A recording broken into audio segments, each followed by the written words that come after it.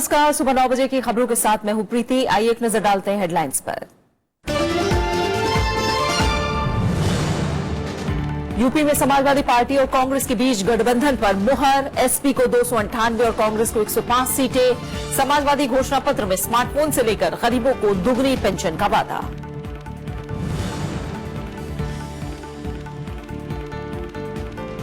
पंजाब में बीजेपी का घोषणा पत्र जारी। आर्थिक रूप से कमजोर लड़कियों के लिए पीएचडी तक की मुफ्त शिक्षा और हर परिवार को रोजगार का वादा।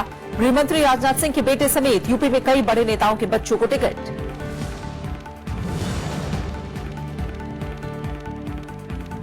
तमिलनाडु विधानसभा का सत्र आज से। जल्लीकट्टू विधेयक को पेश करने की तैयारी। सुरक्षा के लिहाज से प्रतियोगिता के नए दिशा निर्देश जारी।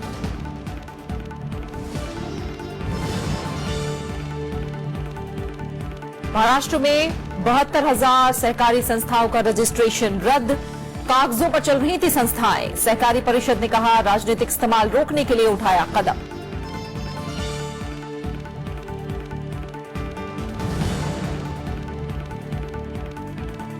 साइना नेहवाल ने जीता मलेशिया मास्टर्स का फाइनल। चोट से उबरने के बाद पहला खिताब। कोलकाता वनडे में हार के बावजूद भारत का सीरीज पर कब्जा। Kedar Jadhav player of the series.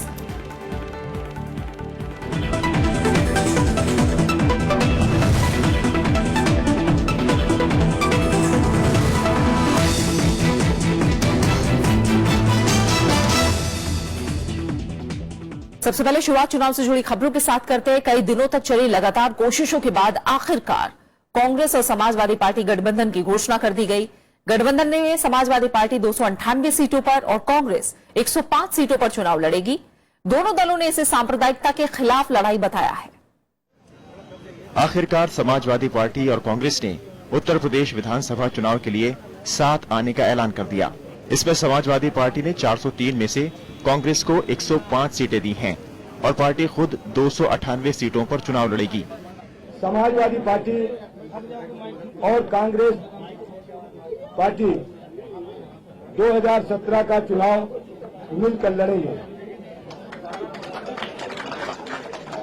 वहीं हम कांग्रेस पार्टी के 105 उम्मीदवार इस 2017 के चुनाव में उतारेंगे। कांग्रेस के उत्तर प्रदेश अध्यक्ष राज बब्बर ने कहा कि वो मिलकर बीजेपी के ध्रुवीकरण को रोकेंगे। दोनों पार्टियां पूरी मुस्तैदी और मेहनत से धर्मनिरपेक्ष और सद्भावना की ताकतों को मजबूत करेंगे। उत्तर प्रदेश के पार्टी प्रभारी गुलाम नबी आजाद ने गठबंधन को सांप्रदायिक ताकतों के खिलाफ लड़ाई बताया। अगर हम सब पॉलिटिकल पार्टीज अलग अलग लड़े, सेकुलर पार्टीज अलग लड़े, समाजवादी अलग लड़े, कांग्रेस अलग लड़े, बीएसपी अलग लड़े, तो बीजेपी का रास्ता तो सीधे निकला। संयुक्त प्रेस कॉन्फ्रेंस के वक्त ही समाजवादी पार्टी कार्यालय में आरएलडी के नेता सुनील सिंह ने मुलायम सिंह से मुलाकात की। जानकारों की माने तो ये गठबंधन समाजवादी पार्टी और कांग्रेस दोनों की ही जरूरत थी, लेकिन दबाव और शहमात की राजनीति सीट बंटवारे के मुद्दे पर जैसी यहाँ देखने को मिली, उसका उदाहरण कम ही देखने को मिलता है। बहरहाल ये गठबंधन यूपी कांग्रेस के लिए जरूर एक राहत की खबर लेकर आया होगा। लखनऊ में कैमरा सरोज कुमार दास के साथ पंचानन मिश्रा, राज्यसभा टीवी।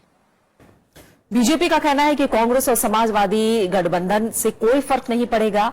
बीजेपी के प्रदेश अध्यक्ष केशव प्रसाद मौर्य ने पार्टी की जीत का दावा किया है। भारतीय जनता पार्टी हर चुनौती का सामना करने के लिए तैयार है। सपा और कांग्रेस ही नहीं, उसमें बसपा भी मिल जाए तब भी भाजपा 300 से ज्यादा सीटें जीतेगी और उत्तर प्रदेश में सरकार बनाएगी। उत्तर प्रदेश में समाजवादी पार्टी से गठबंधन के औपचारिक ऐलान के बाद के कुछ ही घंटों बाद कांग्रेस ने 43 उम्मीदवारों की पहली सूची जारी कर दी। पहले 41 उम्मीदवारों की सूची जारी की गई थी, लेकिन बाद में कांग्रेस महासचिव मधुसूदन मिस्त्री ने 2 और उम्मीदवारों के नाम जारी किए। सूची में पहले और दूसरे चरण में चुनाव वाले क्षेत्रों के लिए उम्मीदवारों का नाम है। पूर्व केंद्रीय मंत्री जितिन प्रसाद को तिलहर से टिकट दिया गया है। वहीं इमरान मसूद को नाकुर सीट से उतारा गया है। गाजियाबाद से के शर्मा तो दादरी से समीर भाटी को टिकट दिया गया है। देवबंद से मुकेश चौधरी और मथुरा से प्रदीप माथुर को टिकट मिला है। समाजवादी पार्टी ने 77 और प्रत्याशियों की तीसरी सूची जारी कर दी है। इस लिस्ट के साथ ही अब समाजवादी पार्टी के घोषित प्रत्याशियों की संख्या 285 हो गई है। समाजवादी पार्टी ने रायबरेली की 6 सीटों में से कांग्रेस के लिए 3 सीटें छोड़ी हैं, जबकि प्रतापगढ़ की कुंडा सीट पर कोई प्रत्याशी नहीं उतारा है। इस सीट पर सरकार के मंत्री रघुराज प्रताप सिंह उर्फ राजा भैया चुनाव लड़ते आए हैं।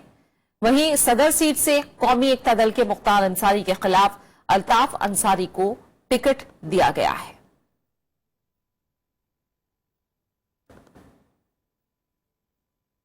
आइए सीधा हम रुख करेंगे अपने संवाददाता पंचानन मिश्रा का, जो कि इस समय हमारे साथ लखनऊ से जुड़े हुए हैं। पंचानन, आखिरकार मुहर लग गई समाजवादी पार्टी और कांग्रेस के बीच गठबंधन पर, लेकिन क्या लग रहा है, जरूरत ये दोनों ही पार्टियों के लिए जरूर है, लेकिन इस मुहाने पर आकर ये गठबंधन हुआ है, अब कैसे राजनीतिक पंडित इसे आंक रहे हैं?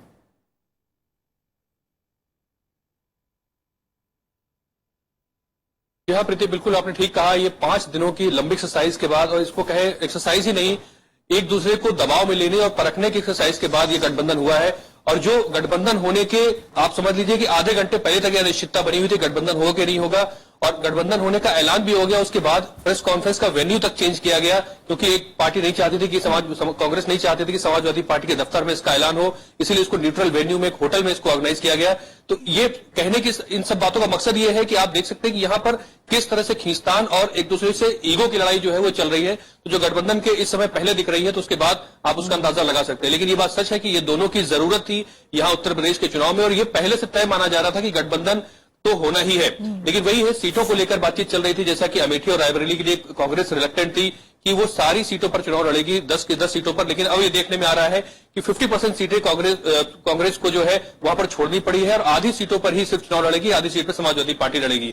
तो ये गठबंधन जो बनाया गया है वो बीजेपी और बीएसपी, इनको रोकने के लिए दोनों पार्टियों की जरूरत थी और उसी लिए बनाया गया। लेकिन इसमें कांग्रेस को कंप्रोमाइज करना पड़ा है। लेकिन ये बात जो कही जा रही है कि स्टेट यूनिट जो कांग्रेस की है, उसको बिल्कुल ये समझ लीजिए कि उसकी डायर नीड थी, उसको लग रहा था कि गठबंधन नहीं होगा तो बहुत मुश्किल हो जाएगा, उसके लिए जरूर राहत की खबर है।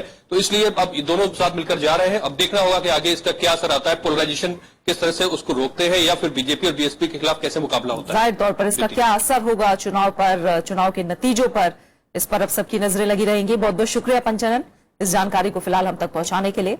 और इन सबके बीच अखिलेश यादव ने रविवार को मुलायम सिंह यादव की गैर मौजूदगी में ही पार्टी का चुनावी घोषणा पत्र जारी कर दिया। अखिलेश यादव के इस लोक लुभावन घोषणा पत्र में नौजवानों को मुफ्त स्मार्टफोन से लेकर 1 करोड़ गरीबों को दुगना पेंशन समेत कई वादे किए गए हैं। लेकिन विरोधी दल नए वादों पर सवाल उठाते हुए पुराने वादे पूरे न करने का आरोप लगा रहे हैं। लखनऊ में मुख्यमंत्री अखिलेश यादव ने उत्तर प्रदेश के लिए समाजवादी पार्टी का चुनाव घोषणा पत्र जारी कर दिया। इसमें बीते 5 साल के कामों को आधार बनाया गया है। हालांकि मुलायम सिंह यादव और शिवपाल यादव की कार्यक्रम से दूरी चर्चा का मुद्दा बना रहा। इस मौके पर अखिलेश ने प्रधानमंत्री का नाम लिए बिना अच्छे दिन से लेकर नोटबंदी पर निशाना साधा, तो मायावती को पत्थर लगवाने वाली सरकार बताया। तमाम दल हैं जिनके पास बताने को कुछ नहीं है। सोचो, जिन्होंने नारा दिया अच्छे दिन का,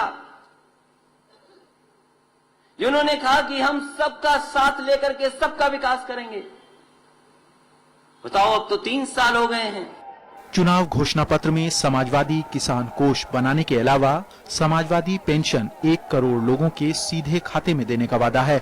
इसके अलावा गरीबों को निःशुल्क गेहूं देने, गरीब महिलाओं को प्रेशर कुकर देने का ऐलान है।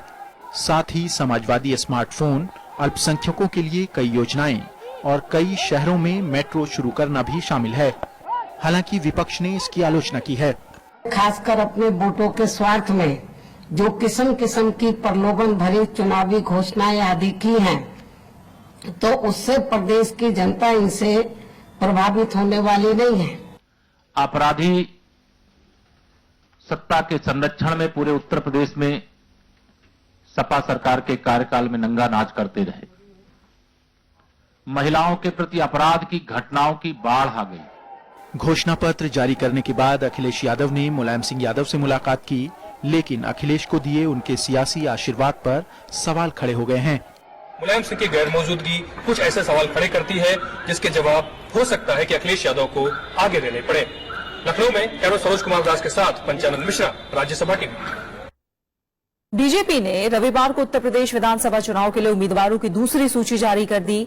155 नामों वाली सूची में गृह मंत्री राजनाथ सिंह के बेटे पंकज सिंह बीजेपी में हाल ही में शामिल हुई कांग्रेस के पूर्व प्रदेश अध्यक्ष रीता बहुगुणा जोशी, बीएसपी से बीजेपी में आए पूर्व सांसद ब्रजेश पाठक और बीजेपी के राष्ट्रीय सचिव सिद्धार्थनाथ सिंह के नाम शामिल हैं। पंकज सिंह के अलावा कुछ पार्टी नेताओं के कुछ और बच्चों को भी टिकट मिला है। इनमें बृजभूषण शरण सिंह के बेटे प्रतीक भूषण, हुकुम सिंह की बेटी मृगांका सिंह और सर्वेश सिंह के बेटे सुशांत सिंह का नाम शामिल है।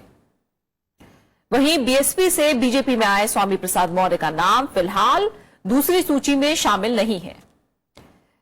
403 सदस्यों वाली उत्तर प्रदेश विधानसभा चुनाव के लिए बीजेपी ने अब तक 304 उम्मीदवारों के नामों का ऐलान किया है। बीजेपी को राष्ट्रीय महासचिव अरुण सिंह और उत्तर प्रदेश के पार्टी प्रमुख केशव प्रसाद मौर्य ने दिल्ली में उम्मीदवारों के नामों का ऐलान किया। इससे पहले जारी की गई पार्टी की लिस्ट में 149 उम्मीदवारों के नामों की घोषणा की गई थी। 155 नाम जो भारतीय जनता पार्टी ने आज उत्तर प्रदेश में 2017 की विधानसभा के जो चुनाव हो रहे हैं उनके लिए घोषणा की है। और जैसा मैंने बताया 304 नाम पूरे हो चुके हैं। सभी वर्ग को, सभी समुदाय, सभी वर्गों को इसमें प्रतिनिधित्व मिला है। उत्तराखंड के लिए कांग्रेस ने कल 63 उम्मीदवारों की पहली सूची जारी कर दी है। इसमें मुख्यमंत्री हरीश रावत को 2 सीटों से टिकट दिया गया है। इसके अलावा दूसरी पार्टी छोड़कर कांग्रेस का दामन थामने वाले कई नेताओं को उम्मीदवार बनाया गया है। उत्तराखंड के मुख्यमंत्री हरीश रावत 2 सीटों से विधानसभा चुनाव लड़ेंगे। वो हरिद्वार ग्रामीण और किच्छा सीट से कांग्रेस के उम्मीदवार होंगे। अभी वो धारचूला सीट से विधायक हैं। पार्टी की ओर से जारी 63 उम्मीदवारों की सूची में कई दिग्गज नेताओं के नाम शामिल हैं। इसमें हल्द्वानी से इंदिरा हृदयेश, सहसपुर से प्रदेश अध्यक्ष किशोर उपाध्याय और देवप्रयाग से मंत्री प्रसाद नैथानी को टिकट दिया है। इसके अलावा बीजेपी छोड़ कांग्रेस में आए सुरेश चंद्र जैन को रुड़की, शैलेंद्र रावत को यमकेश्वर और दान सिंह भंडारी को भीमताल से टिकट दिया गया है। कुछ लोग कांग्रेस को मटियामेट कर देना चाहते हैं, कुछ लोग उत्तराखंडियत को मटियामेट कर देना चाहते हैं। तो दोनों ताकतें एक ही चेहरे के नीचे हैं, तो उससे लड़ाई है। इधर टिकट बंटवारे से नाराज पार्टी कार्यकर्ताओं का विरोध प्रदर्शन शुरू हो गया है। गुस्साए कार्यकर्ताओं ने देहरादून में पार्टी कार्यालय में तोड़फोड़ की। उनका आरोप है कि टिकट बंटवारे में पार्टी के जमीनी नेताओं और कार्यकर्ताओं की अनदेखी की गई है। मुख्यमंत्री जी ने कहा था कि उन्हें जो है टिकट देंगे, तुम जो है अपने काम करते रहो, कार्य करते रहो। वो इतना कार्य कर रहे हैं, हर क्षेत्र में घूम घाम कर उन्होंने इतनी मेहनत करी, उसके बाद टिकट किसी और को दे रहे हैं। ऐसा नहीं होना चाहिए। हम नवीन बिस्क के साथ हैं। हमने इतने सालों से काम किया कांग्रेस के लिए और बहुत ही मेहनत से हमने काम किया, फिर भी कांग्रेस ने हमारी तरफ ध्यान नहीं दिया। इसी तौर पे जो है कांग्रेस निश्चित तौर पे बहुत भारी मतों से गिर के आएगी, यहाँ गिरेगी। इससे पहले बीजेपी की ओर से जारी लिस्ट के बाद भी पार्टी कार्यकर्ताओं ने भारी नाराजगी जताई थी और प्रदर्शन किया था। उत्तराखंड में विधानसभा की 70 सीटों पर 15 फरवरी को मतदान होना है और मुख्य मुकाबला कांग्रेस और भाजपा के बीच है। Bureau report, Rajya Sabha TV. BJP ने पंजाब विधानसभा चुनाव के लिए घोषणा पत्र जारी कर दिया है। घोषणा पत्र में छोटे किसानों को कर्ज माफी, गरीब परिवारों को घर देने समेत कई वादे किए गए हैं। इस मौके पर अरुण जेटली ने अकाली दल के साथ गठबंधन जारी रखने की बात भी साफ कर दी। उन्होंने कहा कि दोबारा सत्ता में आने पर विकास का काम और जोर शोर से बढ़ाया जाएगा। वित्त मंत्री अरुण जेटली की मौजूदगी में बीजेपी ने पंजाब के लिए चुनाव घोषणा पत्र रविवार को जारी किया। इसमें किसानों, गरीबों, महिलाओं, सरकारी कर्मचारियों से लेकर सभी वर्गों को साधने की कोशिश की गई है। इसमें हर परिवार के एक व्यक्ति को रोजगार देने और गरीब परिवारों को घर देने का वादा किया है। वहीं छोटे किसानों का कर्ज माफ करने और गरीब परिवारों की बेटी के लिए पीएचडी तक की पढ़ाई मुफ्त करने की बात कही गई है। अरुण जेटली ने अकाली सरकार के साथ कॉमन मिनिमम प्रोग्राम के तहत काम करने की बात कही। अगर एक बार फिर हमारी सरकार बनती है तो आने वाले 5 वर्षों में भी जो उस सरकार की एक्सटेंशन है, सरकारी कार्यक्रमों का और फैलाव और एक्सपेंशन, ये इस मैनिफेस्टो के पीछे उद्देश्य है। चुनाव घोषणा पत्र में सरकारी कर्मचारियों का 7वां वेतनमान देने और रिटायरमेंट की उम्र 60 साल करने का वादा किया गया है। साथ ही आतंकवाद से पीड़ित परिवारों को 5 लाख रुपए की मदद देने का वादा भी शामिल किया गया है। वित्त मंत्री ने पंजाब में विकास को प्राथमिकता बताते हुए 1 जुलाई से जीएसटी लागू करने की उम्मीद जताई। ਡੀਮੋਨੇਟਾਈਜੇਸ਼ਨ ਦੇ ਬਾਅਦ ਜਿਹੜਾ ਡਿਜੀਟਾਈਜੇਸ਼ਨ ਦਾ ਇੱਕ ਪੂਰਾ ਕੈਂਪੇਨ ਚੱਲਿਆ ਹੈ ਔਰ ਫਾਰਮਲ ਇਕਨੋਮੀ ਦਾ ਸਾਈਜ਼ ਵਧੇਗਾ, ਉਹਦੇ ਨਾਲ ਵੀ ਇਕਨੋਮਿਕ ਐਕਟੀਵਿਟੀ ਦਾ ਵਿਸਤਾਰ ਹੋਏਗਾ और रेवेन्यू सरकार को स्वाभाविक ज्यादा होएगा, इवेजन घट होएगी। इधर कांग्रेस भी राज्य के लिए अपने चुनाव घोषणा पत्र में कुछ और वादे जोड़ने जा रही है। प्रदेश अध्यक्ष अमरिंदर सिंह ने कहा कि सस्ता पेट्रोल, एलपीजी और बिजली देने समेत कई वादे चुनाव घोषणा पत्र में शामिल किए जाएंगे। 3 रुपए लीटर असी पेट्रोल घट करांगे एंड 15 रुपीज पर सिलेंडर ऑफ गैस, ताकि बाकी सूबे के बराबर होए। सारे सीनियर सिटीजन नूं ओवर द एज ऑफ 60 दे will be free bus travel. Congress Punjab के लिए अपना घोषणा पत्र पहले ही जारी कर चुकी है। इसमें पानी, रोजगार और ड्रग्स को विशेष मुद्दा बनाया गया है। Bureau report, Rajya Sabha TV. आप बने रहिए हमारे साथ, लौट रहे हैं एक छोटे से ब्रेक के बाद।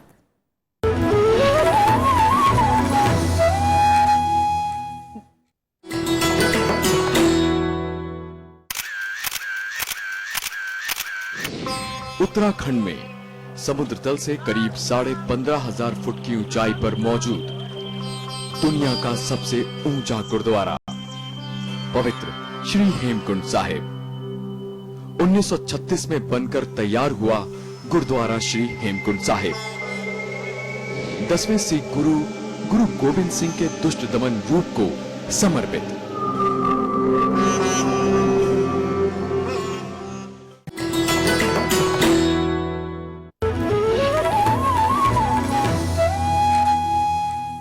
तमिलनाडु सरकार ने जल्लीकट्टू को लेकर आज से शुरू हो रहे विधानसभा सत्र में विधेयक पेश करने का भरोसा दिलाया है और इस मामले में स्थायी समाधान की मांग पर अड़े लोगों से प्रदर्शन खत्म करने की मांग की है।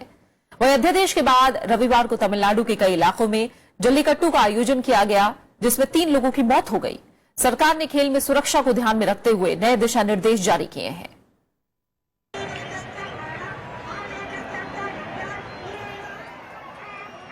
अध्यादेश के बाद तमिलनाडु में जल्लीकट्टू फिर से शुरू तो हो गया, लेकिन इस पारंपरिक खेल से रोक हटाने का स्थायी समाधान निकालने की मांग जारी है।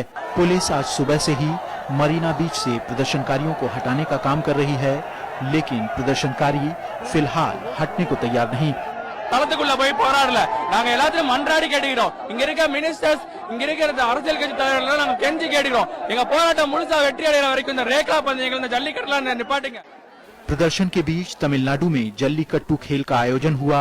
पुदुकोट्टाई में 2 लोगों की मौत हो गई, जबकि मदुरई शहर में प्रदर्शन के दौरान 48 साल के एक व्यक्ति की डिहाइड्रेशन से मौत हुई। वहीं मुख्यमंत्री पनीरसेल्वम को भी लोगों के विरोध का सामना करना पड़ा। हादसों के मद्देनजर तमिलनाडु सरकार ने नए दिशा निर्देश भी जारी किए हैं। इनमें खेल की जगह पर सीसीटीवी कैमरे लगाने, पशु को छोड़े जाने से पहले उसे 20 मिनट का आराम और डॉक्टरी जांच कराने की बात शामिल है। साथ ही खेल में हिस्सा लेने वाले लोगों और पशु के नाम रजिस्टर्ड होने चाहिए। मुख्यमंत्री ने लोगों को भरोसा दिलाया है कि इससे जुड़ा विधेयक आज से शुरू हो रहे विधानसभा सत्र में पारित कराया जाएगा। நடைபெற இருக்கின்ற சட்டமன்ற கூட்டத்தொடரில் சட்ட முன்வடிவு வரைவு கொண்டுவரப்பட்டு அது சட்டமாக்கப்படும். இப்பொழுது அவசர சட்டம் பிறப்பித்திருக்கிறதே நிலையான நீடித்த சட்டம் என்பதை தெரிவித்துக் கொள்கிறேன்। तमिलनाडु सरकार ने अध्यादेश पर रोक की आशंका को देखते हुए सुप्रीम कोर्ट में कैविएट भी दायर कर दिया था। केंद्र सरकार से अनुमति मिलने के बाद तमिलनाडु सरकार ने जल्लीकट्टू को लेकर अध्यादेश को मंजूरी दे दी थी। Bureau report, Rajya Sabha TV. Maharashtra सरकार ने सहकारिता संस्थाओं पर लगाम लगाने के लिए बड़ी कार्रवाई की है। 72,000 सहकारी संस्थाओं का रजिस्ट्रेशन रद्द कर दिया गया है। महाराष्ट्र राज्य सहकारी परिषद के अध्यक्ष शेखर चरेगांवकर ने बताया कि कई साल से ये संस्थाएं महज कागजों पर ही मौजूद हैं। साथ ही ये भी कहा कि नेता इन संस्थाओं का इस्तेमाल अपने राजनीतिक रसूख बरकरार रखने के लिए करते हैं। इन संस्थाओं पर 12 मानदंडों के आधार पर कार्रवाई की गई है। सहकारिता विभाग ने 2015-16 में पूरे राज्य में सर्वे कराया, जिसमें करीब 2,38,000 संस्थाओं की जांच की गई।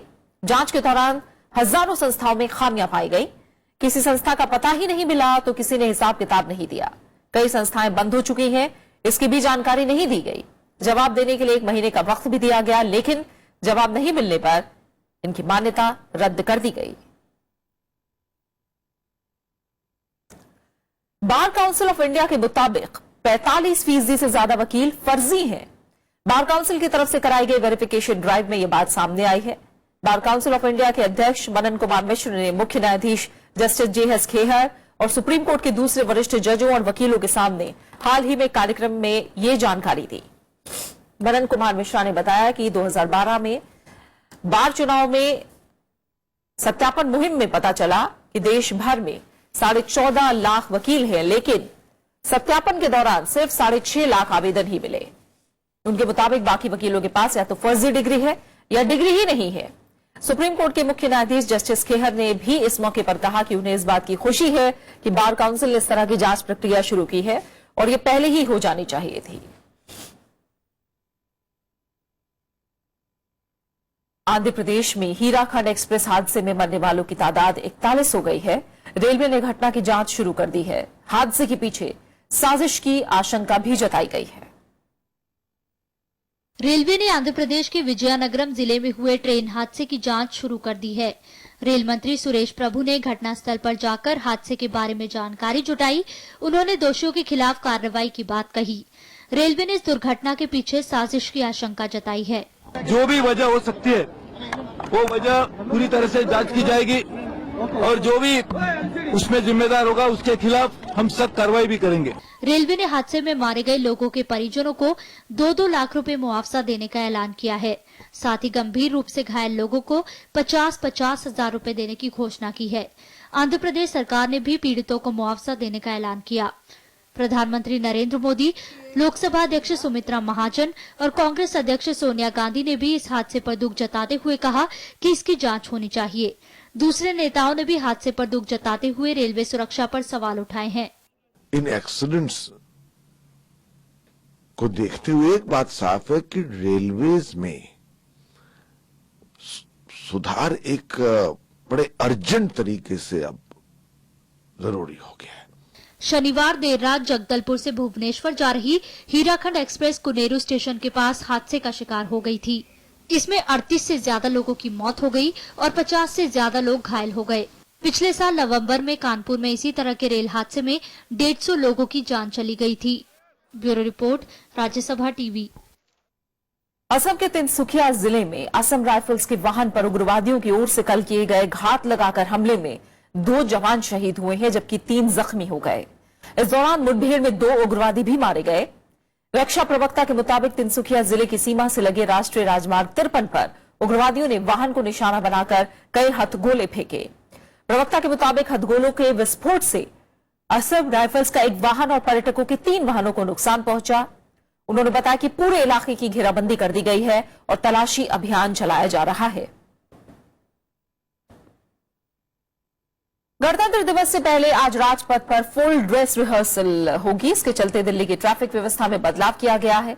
रिहर्सल के दौरान केंद्रीय सचिवालय, उद्योग भवन, लोक कल्याण मार्ग और पटेल चौक मेट्रो स्टेशन बंद रहेंगे। इसके अलावा कई बसों के रूट में भी बदलाव किया गया है। राजपथ से लगने वाली मुख्य सड़कों पर वाहनों की आवाजाही को भी कुछ देर के लिए रोका जा सकता है। कुछ अहम अंतर्राष्ट्रीय खबरें। इजरायल ने अमेरिकी राष्ट्रपति डोनाल्ड ट्रंप के कार्यभार संभालते ही पूर्वी यरूशलेम में सैकड़ों नए घर बनाने को मंजूरी दे दी है। प्रधानमंत्री बेंजामिन नेतन्याहू ने रविवार को इससे जुड़े प्रस्ताव पर मुहर लगाई। इससे पहले बराक ओबामा के अमेरिकी राष्ट्रपति रहते इजरायल ने प्रस्ताव को कुछ दिनों के लिए टाल दिया था। हाल ही में संयुक्त राष्ट्र में बस्तियों के खिलाफ एक प्रस्ताव पारित किया गया था, जिसे अमेरिका ने वीटो करने से इनकार कर दिया था।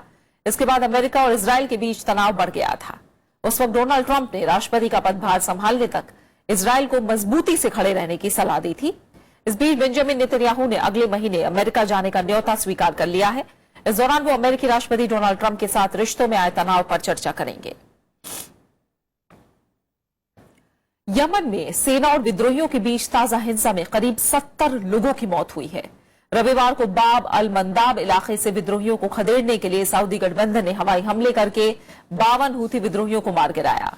इस दौरान 14 सैनिक भी मारे गए। भौगोलिक लिहाज से अहम बाब अल मंदाब इलाका लाल सागर और हिंद महासागर को जोड़ता है। सेना ने इलाके को छुड़ाने के लिए 7 जनवरी को अभियान चलाया था। सऊदी गठबंधन 2015 से यमन के राष्ट्रपति के समर्थन में हवाई हमले कर रहे हैं, जिसमें 7,500 लोग मारे जा चुके हैं।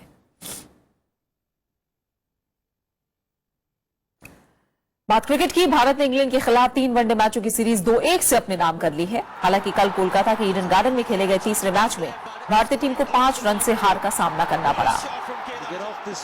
आखिरी ओवर तक चले रोमांचक मुकाबले में टीम इंडिया को जीत के लिए 16 रन की दरकार थी।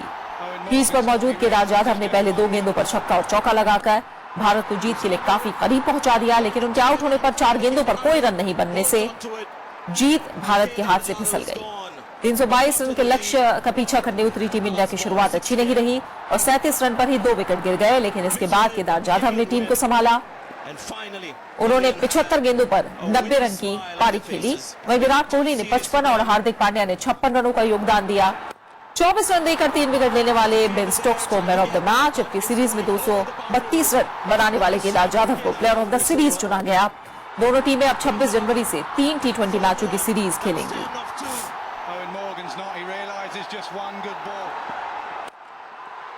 T20 cricket and ODI cricket as an extension of your test batting, not necessarily having to go reckless out there and slog every ball that we play.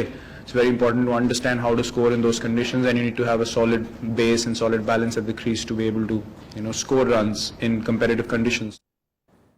वहीं बात करें बैडमिंटन की तो साइना नेहवाल ने Malaysia masters grand pre badminton tournament का खिताब अपने नाम कर लिया है। फाइनल में साइना ने शानदार खेल का प्रदर्शन करते हुए थाईलैंड के खिलाड़ी पोर्नपवी चिचुवोंग को सीधे सेटों में 22-20 और 22-20 से मात दी। घुटने में लगी चोट से उबरने के बाद साइना नेहवाल की पहली खिताबी जीत है। वो अब तक कुल 23 खिताब जीत चुकी हैं। साइना ने इससे पहले ऑस्ट्रेलिया ओपन का खिताब अपने नाम किया था। Malaysia masters grand pre badminton tournament जीतने वाली साइना नेहवाल भारत की दूसरी शटलर है। इससे पहले पीवी सिंधु 2 बार यह खिताब जीत चुकी है। 64 in that race to Glasgow. The ranking points here today is certainly going to help Chochuong. मशहूर शायर और गीतकार नक्श लायलपुरी का कल मुंबई में निधन हो गया। वो 89 वर्ष के थे। मुंबई स्थित अंधेरी के अपने घर पर उन्होंने आखिरी सांस ली। वो काफी समय से बीमार चल रहे थे। पाकिस्तान के लायलपुर में जन्मे नक्श लायलपुरी का असली नाम जसवंत राय शर्मा था। 40 के दशक में बॉलीवुड में अपने करियर की शुरुआत करने वाले नक्श लायलपुरी ने हिंदी फिल्मों में एक से बढ़कर एक गाने लिखे। उन्होंने चेतना, खानदान और दिल की राहें सहित हिंदी और पंजाबी की करीब 400 फिल्मों में गाने लिखे। आइए सुनते हैं उनके लिखे कुछ खूबसूरत गीत। नन्ना मुन्ना राही हूँ, देश का सिपाही हूँ, बोलो मेरे संग जय हिंद जय हिंद जय हिंद जय हिंद जय हिंद। रास्ते में चलूंगा ना डर डर के, चाहे मुझे जीना पड़े मर मर के, मंजिल से पहले ना लूंगा कहीं दम, आगे ही आगे बढ़ाऊंगा कदम। स्वतंत्रता सेनानी नेताजी सुभाष चंद्र बोस की आज जयंती है। 1897 में आज ही के दिन सुभाष चंद्र बोस का जन्म कटक में हुआ था। उनकी जयंती पर देश उन्हें याद कर रहा है। देश भर में इस मौके पर कई कार्यक्रमों का आयोजन किया गया है। आज मैं आप सबको कॉल देता हूं, तुम मुझे खून दो, मैं तुम्हें आजादी दूंगा। जय हिंद, जय हिंद। तुम मुझे खून दो और मैं तुम्हें आजादी दूंगा। जय हिंद। ये नारे आज भी देशवासियों के दिलों में देशभक्ति का जज्बा पैदा करते हैं। देश पर मर मिटने वाले नेताजी सुभाष चंद्र बोस ने इस नारे से देशवासियों के दिलों में आजादी की मशाल रोशन की। सुभाष चंद्र बोस का ताल्लुक कटक के समृद्ध परिवार से था। देशभक्ति की भावना का उदाहरण उनके शुरुआती दिनों में ही मिलता है, जब उन्होंने अपने शिक्षक के भारत विरोधी बयान पर घोर आपत्ति प्रकट की। बड़े होकर वो इंग्लैंड पढ़ाई करने गए और पिता से वादा किया कि वो ICS में सफलता प्राप्त करेंगे। उन्होंने अपना वादा निभाया, लेकिन ICS की परीक्षा में उत्तीर्ण होने के बाद सुभाष चंद्र बोस ने नौकरी से इस्तीफा दे दिया। सिविल सर्विस छोड़ने के बाद वो भारतीय राष्ट्रीय कांग्रेस के साथ जुड़े। दिसंबर 1927 में कांग्रेस के राष्ट्रीय महासचिव के बाद 1938 में उन्हें कांग्रेस का राष्ट्रीय अध्यक्ष चुना गया। लेकिन बाद में मतभेद होने पर सुभाष चंद्र बोस ने फॉरवर्ड ब्लॉक के नाम से अपनी अलग पार्टी बनाई। 1943 में उन्होंने आजाद हिंद फौज का गठन कर दिल्ली चलो का नारा दिया। अगस्त 1945 में टोक्यो के लिए निकलने पर ताइहोकू हवाई अड्डे पर नेताजी का विमान हादसे का शिकार हो गया। स्वतंत्र भारत की अमरता का जय घोष करने वाला राष्ट्र प्रेम की दिव्य ज्योति जलाकर अमर हो गया। Bureau report, Rajya Sabha TV. और अब आखिर में हेडलाइंस। यूपी में समाजवादी पार्टी और कांग्रेस के बीच गठबंधन पर मुहर। एसपी को 298 और कांग्रेस को 105 सीटें। समाजवादी घोषणा पत्र में स्मार्टफोन से लेकर गरीबों को दुगनी पेंशन का वादा।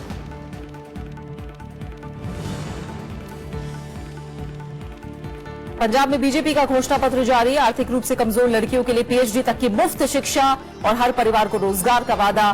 गृहमंत्री राजनाथ सिंह के बेटे समेत यूपी में कई बड़े नेताओं के बच्चों को टिकट।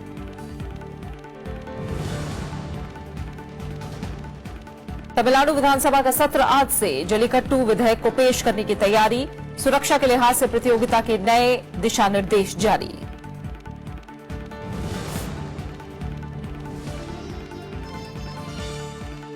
महाराष्ट्र में 72,000 सहकारी संस्थाओं का रजिस्ट्रेशन रद्द। कागजों पर चल रही थी संस्थाएं। सहकारी परिषद ने कहा राजनीतिक इस्तेमाल रोकने के लिए उठाया कदम।